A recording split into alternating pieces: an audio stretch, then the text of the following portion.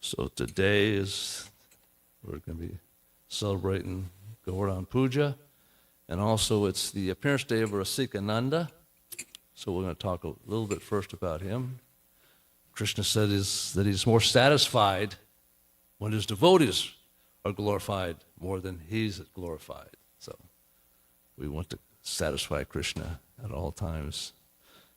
Oftentimes it takes understanding what Krishna likes and what Krishna dislikes. Jaya Radha Madhava Kunja Bihare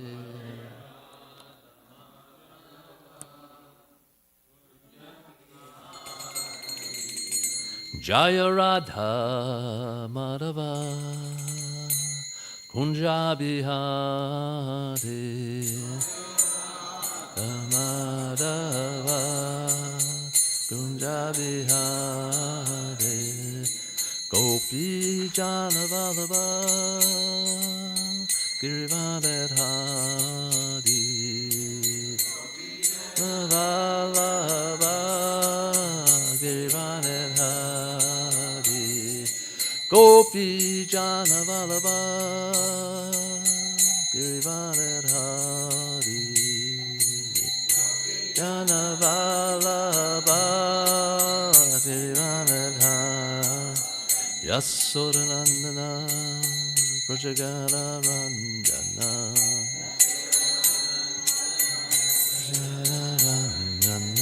Yasodanandana Prajagana Ranjana Prajagana Yanjana Yamuna Tira Vanachadi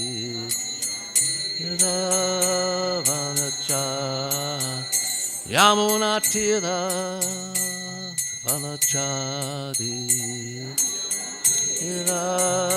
Vanachadi Jaya Radha Madhava Kunja Bihari Radha Madhava Kunja Bihari Jaya Radha Madhava Kunja Bihari Radha Madhava Kunja Bihari Gopi Jana Vallabha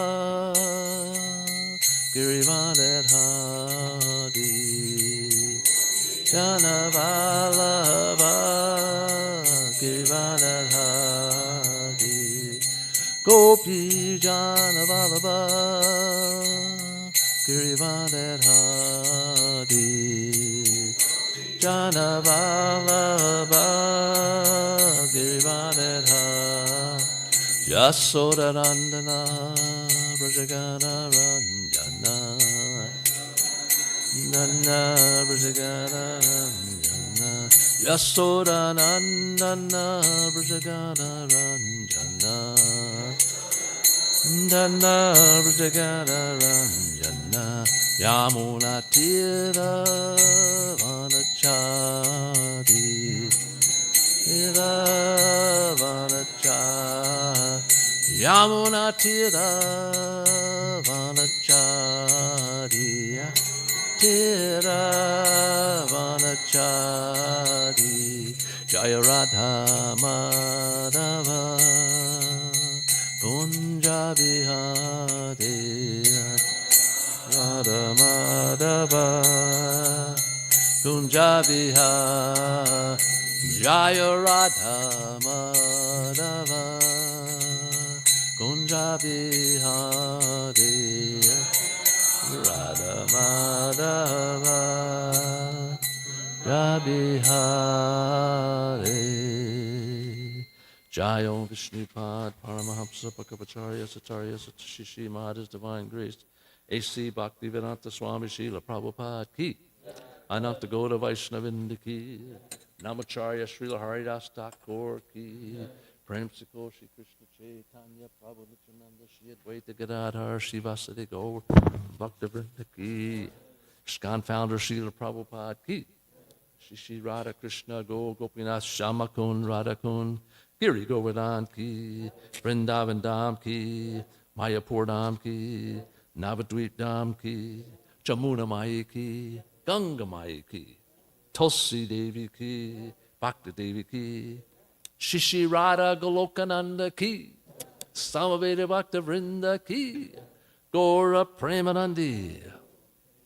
All glories to the assembled devotees. All glories to the assembled devotees. All glories to the assembled devotees. All glories to Shri Guru and Gauranga. Oh my God.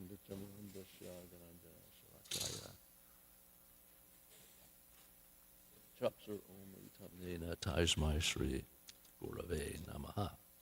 So, to start with Rasika Nanda. This says this is from the ISKCON Desire Tree, and this is taken from the book Bhakti Ratnakara. So in the Christian year 1590, on the first day of the bright fortnight of the month of Kartik, during the night of the festival of Deepa Malika, when the houses were decorated with rows of lamps, Shri Rasikananda Deva made his appearance in this world.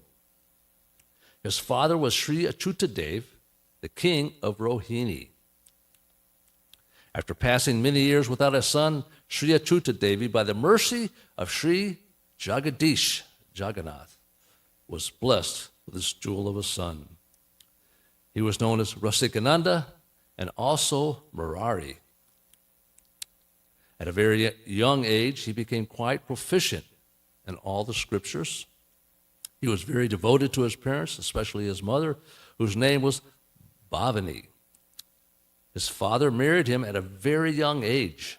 Murari's wife, Shamadasi, was a man of good character who hailed in the village of Gotashila, not far from Roni, on the banks of the Suvarna Reka, where in the days of old the Pandavas had lived in exile. One day Murari was sitting in a lonely place, wondering when and where he might become so fortunate as to get the shelter at the lotus feet of a spiritual master. Just then a voice from the sky addressed him. Don't be in anxiety. You will become the disciple of Sri Shamananda. Having heard this proclamation, Rasik Murari became very jubilant and began to repeatedly murmur the name Shamananda, as though chanting japa. From moment to moment, his eagerness increased without diminution. As tears flowed from his eyes by his chanting of the name of Shamananda, he was in such a state that he spent most of the night sleeplessly. Finally, towards the end of the morning, he drifted off to the land of dreams, where he saw his spiritual master, the very figure of charm and grace. Smiling, Shamananda informed him, when tomorrow the eastern sky becomes tinged with pink, you will attain me. Saying this, Shamananda disappeared. Rasikananda's heart began to swell in ecstatic bliss. Then, with the first rays of the morning, which dispelled the dense darkness of the world, the wise Murari sat silently watching the path. After some time, Shamananda approached from a distance, looking as brilliantly effulgent as the sun, and surrounded by his disciples like Sri Kishore Das and others. His smiling face was like the lotus flower that opens to greet a friend in the sun, and his chest was broad as a door. His captivating appearance was made all the more irresistible by the sweet sounds of Sri Krishna, Chaitanya Nityananda, emanating from his lotus mouth. Absorbed in intense love, he moved along the path like the clouds moved in the sky. When Rasika caught sight of this divine form, he fell down in front of him to touch his lotus feet. In great ecstasy, Shamananda embraced him and began to bathe him with his tears of ecstatic love. Sri Rasika Murari then felt himself to be one of the most fortunate living beings within this universe. On an auspicious day, Shamananda initiated Rasika and his wife in the Radha Krishna mantra. After that, Rasikananda began to travel with his guru, during which time he became a very intimate disciple. Shyamananda then bestowed upon him the service of Sri Radha Govinda Dev at Sri Gopi Balapur. Rasikananda became joyfully engaged in their lordship's service, and the devotees were charmed by his excellent services. At Gopi Balapur and other places, he began to seriously take up the preaching of the message of Sri Gaur Nitai. By his influence, many atheists and unbelievers were transformed into devotees of Sri Gaura Nityananda. By the tremendous influence of Rasikananda's preaching, many rogues, robbers, and atheists were delivered from their sinful activities and received his mercy. He distributed the jewel of devotion even to the infidel Mohammedans as he traveled from village to village in the company of his disciples. It is not possible to count the number of living entities that were extricated from the ocean of material existence by Rasikananda Devi's association. He was always intoxicated with the chanting of the holy name. Accepting the order of his guru, Sri Shyamananda, on his head, Rasikananda preached the message of Sri Gaurasundar in the world for approximately 16 years. Thereafter, he entered into his eternal pastimes through the lotus feet of Gopinath Ramuna on the first day of the bright fortnight in the month of Phalguna Sakata, 1574, Christian era 1652. Rasikananda quietly slipped out of the village Santa without anyone's notice and walked to Ramuna.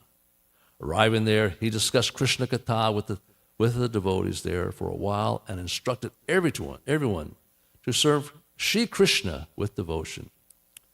Then, after requesting them to begin Sankirtan, he entered the temple of Sri Gopinath, and after touching Shri Chora, Gopinath's lotus feet, which bestowed complete fearlessness, he entered into their ultimate shelter.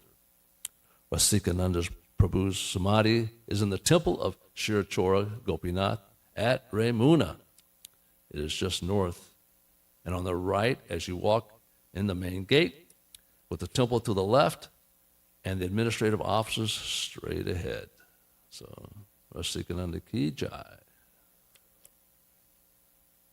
So we're going to read some things and discuss today, Govardhan Puja, primarily from the Gopal Champu, pastimes there, and other quotes. So I'm going to begin with Sanat Goswami, a commentary, chapter 24 of the 10th canto. This is text 1. He says, the pastimes during the 6th and 7th years, beginning with herding cows, have been described. Now 4 chapters describe the principal pastimes at the beginning of the 8th year. Now back in text chapter 23, this is Srimad Bhagavatam, both of these. Text 3, the Lord Krishna says, this pastime kind of starts back one chapter when they go to see the Brahmins and the wives perform the sacrifice, and the cowherd boys are out in the forest. And this particular day, they go a particularly long distance from which they normally go. It's described they went on a little bit longer. And so they got hungry. And so Krishna said, well, you should go. There's a sacrifice going on. You should go there. Says the Lord Krishna said in chapter 23, text 3, please go to the sacrificial arena where a group of Brahmins learned in Vedic injunction are now performing the Angira Rasa sacrifice to gain promotion to the heaven. So he sent them to talk to the Brahmins. They said, don't mention my name. You should mention Balaram. You know, Balaram is from a Kshatriya family. He's more elevated than me. I'm from a Vaishya family. they won't have as much respect for me as they will Balaram. And so they go and they asked, and so but the Brahmins refused them, and they come back, and Krishna explains that, this begging business is not always successful. Sometimes you get what you want, sometimes you don't. That's the nature of begging. He said, you should go ask their wives, and this time tell them I'm here in the forest, and you might be more successful. So they go, and immediately they gather, when they hear that Krishna's nearby. And even though this was a little bit distance away, Krishna's reputation precedes himself everywhere, in Vrindavan and Mathura. It's not that Kamsa doesn't hear about him. When we read later, we hear that everybody in Mathura, in the arena, when Krishna first shows up, they've already heard about Krishna. They already know about his activities and his pastimes. And similarly, these devotees, these Brahmins' wives, and the Brahmins also had heard stories about Krishna. But they immediately gathered up everything they could, and some, their husbands even tried to keep them from coming, but they all left and brought prasadam, boga, this is from the sacrifice, to Krishna. Now, Krishna says, when they show up, they have a very nice conversation. One thing he says that Shravananda darshanam dayanam mayi bhavo nirkirtanat natata sani karsena pratityata tato grihan. This is chapter 23, text 33. And the reason I'm bringing this up, because that verse is also mentioned in text 10, chapter 29, text 27. It's exactly the same verse. So this he's telling the Brahma's wives. He said, of course, they translate a little bit different on both these, but the Sanskrit is identical. It is by hearing about me, seeing my deity form, meditating upon me, and chanting my names and glories that love for me develops, not by physical proximity. Therefore, please go back to your homes. So when the gopis came, and the Rasalita, they showed up, right? So Krishna tells them exactly the same thing. Of course, none of them listened to him. This is one of the times you don't instruction. He gives them advice, but they don't take his advice. They're because of their love and detachment and attachment. So in chapter 29, text 27, it says, transcendental love for me arises by devotional process of hearing about me, seeing my deity form, meditating upon me, and faithfully chanting my glories. The same result is not achieved by mere physical proximity. So please